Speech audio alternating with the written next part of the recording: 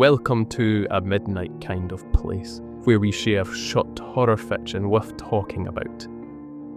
We read the classics along with forgotten tales from the very best. We also publish stories from new, exciting voices. Join us at amidnightkindofplace.com, where you can find all of our stories and upcoming submission calls. I'm Paul O'Neill, and it's my pleasure to bring you our next story.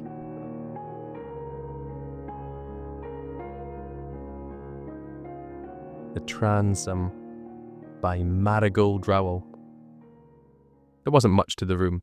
A narrow bed, a desk and a chair. An alcove with an accordion door that had a toilet, a cramped shower stool and a tiny sink.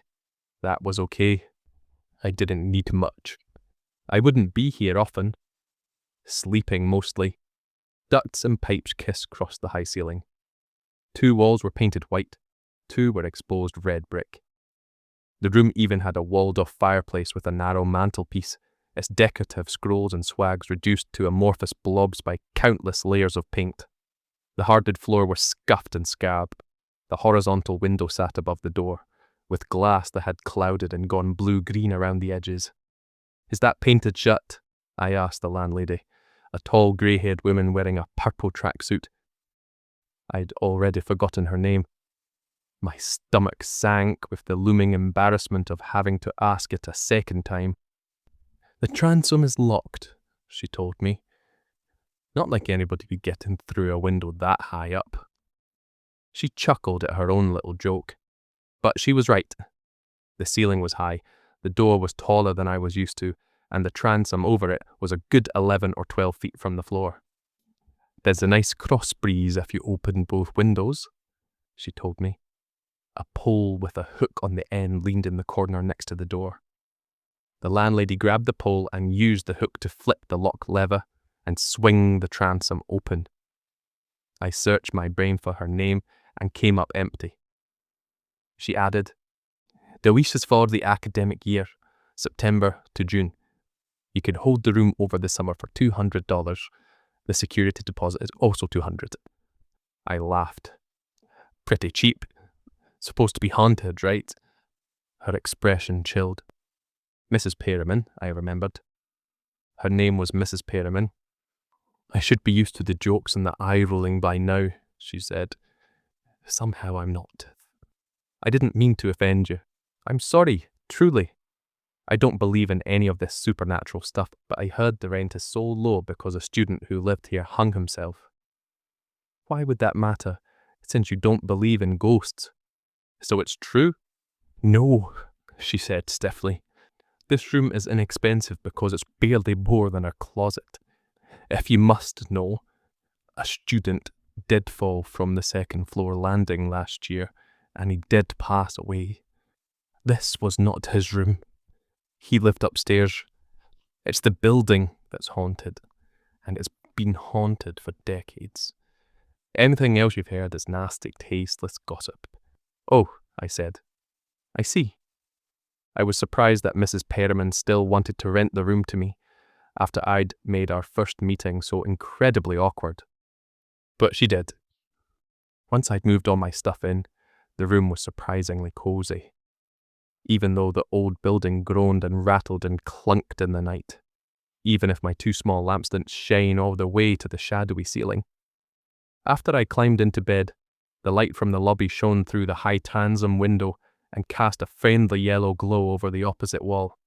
One night, I was curled up under my purple and gold Lakers comforter, scrolling on my phone, when somebody knocked on my door, soft and tentative. My friends always texted before coming over, since the outside door of the building was locked. I checked my texts. Nothing new. "Who's there?" I called. Silence. The ceiling was even higher than the entryway, soaring up into the stairwell. Everything echoed out there. I heard no breathing, no shuffling of feet. Maybe I'd heard someone knock on the door upstairs. Half an hour later, the knocking came again. This time, I got up and opened the door. There was nobody in the entryway.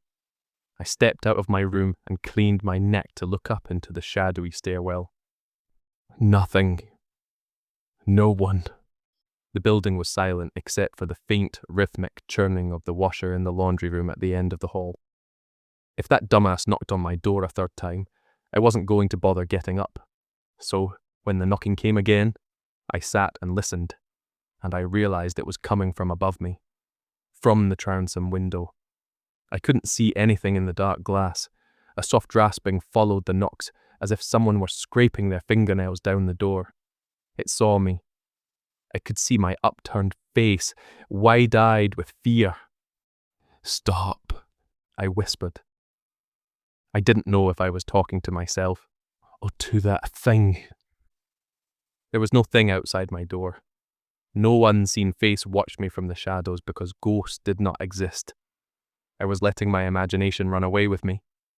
The silence stretched so long and so taut that I picked up my phone again so I could go back to mindlessly scrolling, but my finger hovered over the play button on the next video.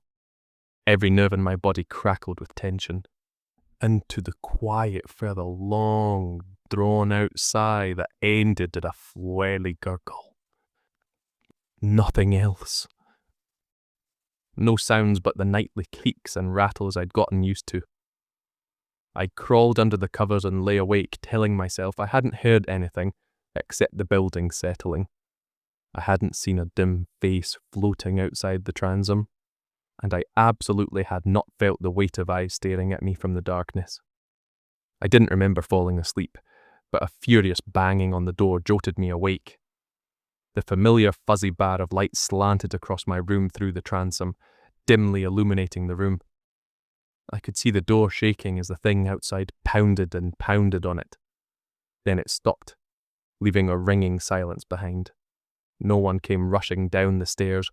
No one called out asking if I was okay. Everything was still, as only the dead of night can be. Another loud thump crashed against the door, hard enough to make it shudder.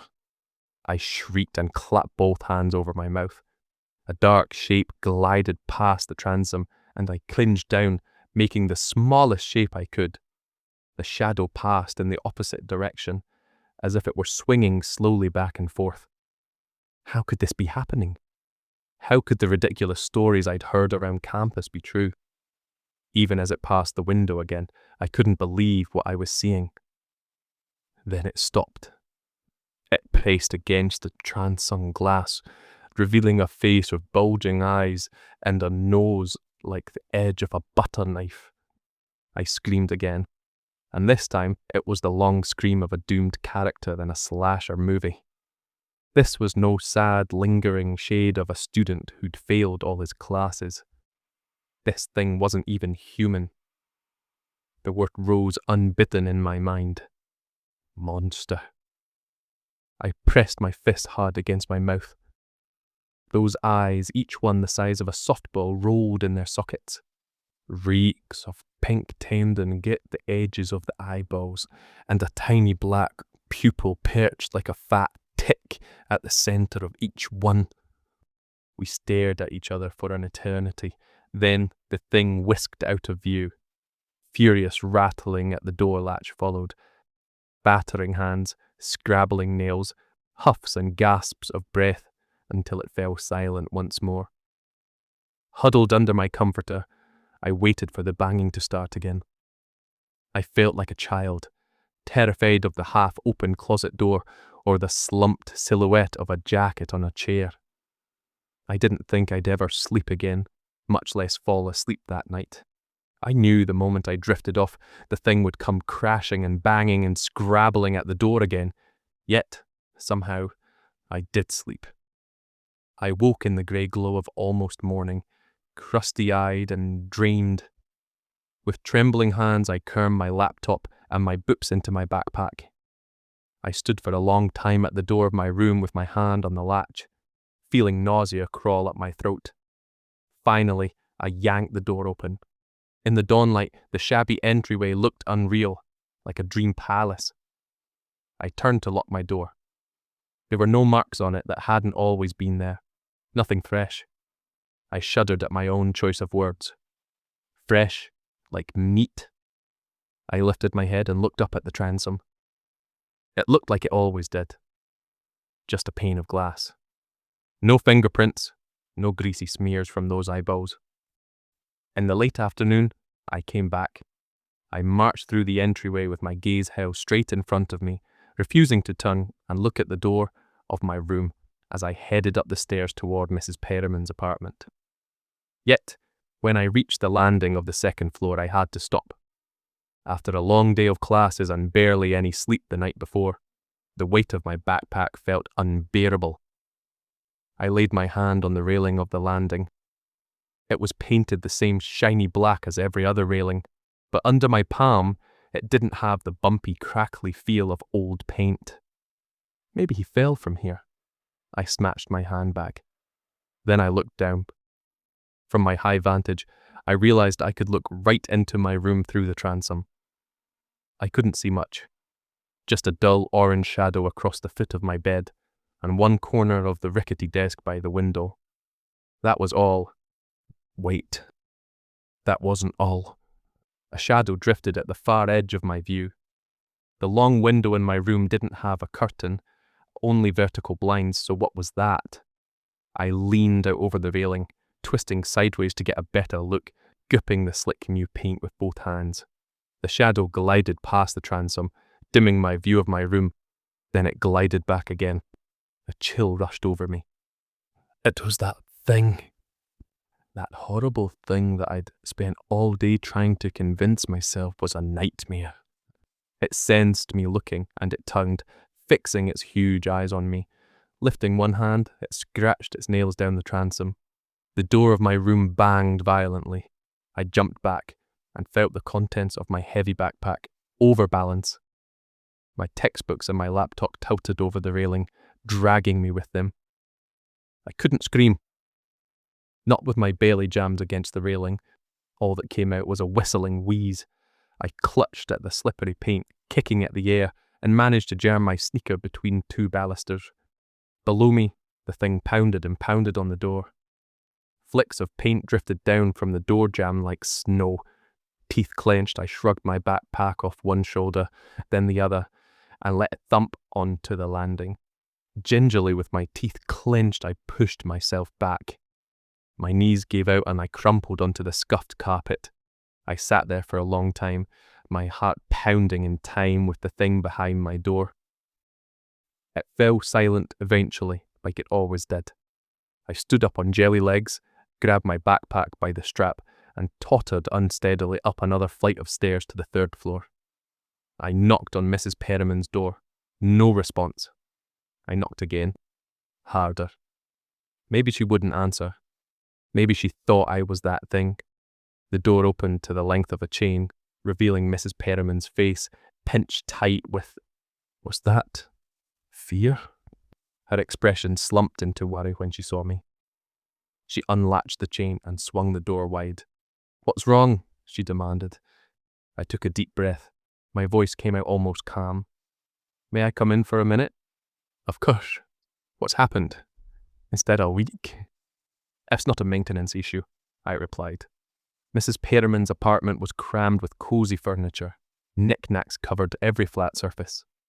Framed photos crowded the walls. A forest of pillar candles sat in the fireplace. A microwave tray steamed on a small table next to a tumbler of wine. I set my backpack by the door. "I'm sorry to interrupt your dinner." She waved my apology away. "You look awful. Can I make you some tea?" "No, I'd stomped across the entryway full of fury and purpose, and it had all withered away into exhausted dread. "I believe you. About the building being haunted." Mrs. Perriman raised her eyebrows. "I saw it," I said. "Last night. A face in the transom window." I gestured above and behind me at the door to Mrs. Perriman's apartment, even though her door didn't have a transom. And just now I saw it inside my room, as I was coming up the stairs. "You saw someone in your room?" she asked sharply. "Just now?" I shook my head. "I saw the thing. The ghost." "I know you told me the other student fell by accident, but Daniel didn't hang himself." "Well, someone did. I saw a face swinging back and forth." Why is the railing on the landing newer than the other railings? I heard it happen, Mrs. Perriman snapped. I heard the railing break, a metal scream, and then Daniel screamed, and then I heard his body hit the floor down below. A crash like a cannon firing. Poor thing. A piece of the railing hit the tiles after him. Just one piece. And it rang on the marble like a church bell. I'll never forget it. I ran out. Everyone came running out. I saw the railing gone. Then I saw Daniel on the floor with his head broken open. Blood was everywhere. He didn't kill himself. No. If he'd wanted to kill himself, he wouldn't have screamed. I'm sorry, I mumbled through cold, numb lips. I'm so sorry. Mrs. Perriman's face had gone as grey as her hair. I told you the building was haunted. You said you didn't believe in. She raised both hands and jabbed her fingers down in brittle air quotes. Supernatural stuff. I know what I said. Then what would you like me to do? I hadn't anticipated that question. You can break your lease, she said, but there will be a penalty. I didn't expect. I thought it would be. Her mouth twisted in derision. A story I made up. No, just the noises an old building makes. Maybe a cold breeze, or a weird feeling every so often. Have you seen it? Her eyes flicked away from mine. She shrugged. I've only heard the tenants talk about it. Did Daniel talk about it? Had Daniel leaned on the railing of the landing and looked down into the room on the first floor the same way I had? If he did talk about it, Mrs. Perriman said, he didn't talk to me. She glanced over her shoulder at the microwave dinner congealing on her table. The conversation was over. I'm sorry I bothered you, I said. Mrs. Perriman watched me pick up my backpack and step into the hallway. Let me know what you decide, she said. Then she shut the door in my face. The dim yellow sconce lights had come on in the hallway. I shouldered my backpack and headed down the stairs to the landing. Below me, the entryway lay in deep lavender shadow. I couldn't spend another night in that room. Not if that thing could come and go as it pleased. It could bend over me while I slept. Stare at me with those huge, colourless eyes. Brush my face with those fingers that had scratched against my door. Maybe it had already done all those things. I decided to sleep in the library that night. Tomorrow I'd figure out what to do about the room. At the landing, I looked down on the transom window again. I couldn't help myself. But the glass was empty black and I couldn't see anything. Thank God. I continued down the stairs and a sharp tug on my backpack almost yanked me off my feet. I must have caught myself on some protruding piece of railing. I swung around with an irritated sigh. It was behind me, looming up the stairwell. 12, maybe 15 feet tall. Its huge face tilted down to stare at me, its insane eyes glowing like twin moons in a column of grey smoke. I could see the staircase through its body, distorted as if through dirty water. It held one strap of my backpack pinched between two spindly fingers with ragged nails. Under each nail was a dark smile of filth. I screamed. The sound rushed up the stairwell. Echoes flew into my face again and again as I recoiled. And my foot slipped on the stair riser, and I felt myself tilting, overbalancing. The strap of my backpack jerked me to a halt, and I hung suspended. My hands paddled the air, too far from the railing and too far from the wall. Beneath me yawned the void of a very long fall.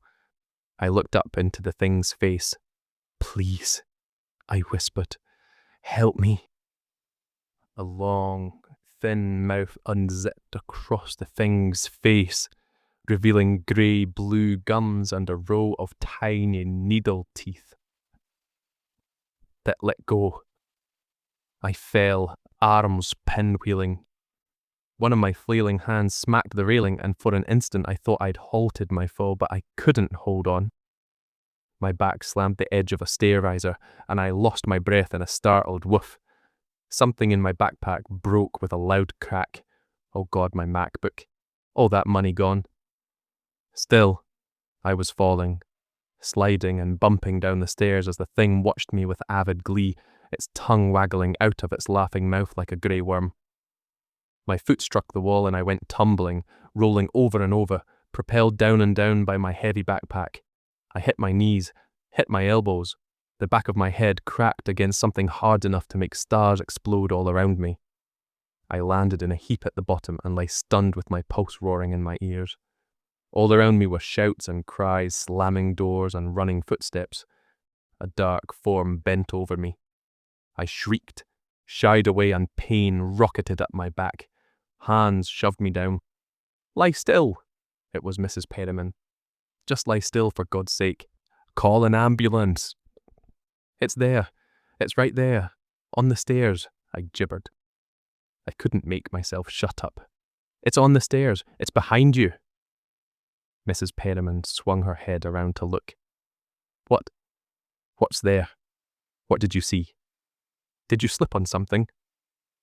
Behind Mrs. Perriman, a circle of other tenants stood over me, their faces crumpled into identical expressions of worry and fear. One of them raised a phone to his ear and turned away. "Yes, hello. I need an ambulance." In the gap the man left behind, I saw the towering day thing still floating in the stairwell, its unblinking eyes still fixed on me. But it was no longer smiling.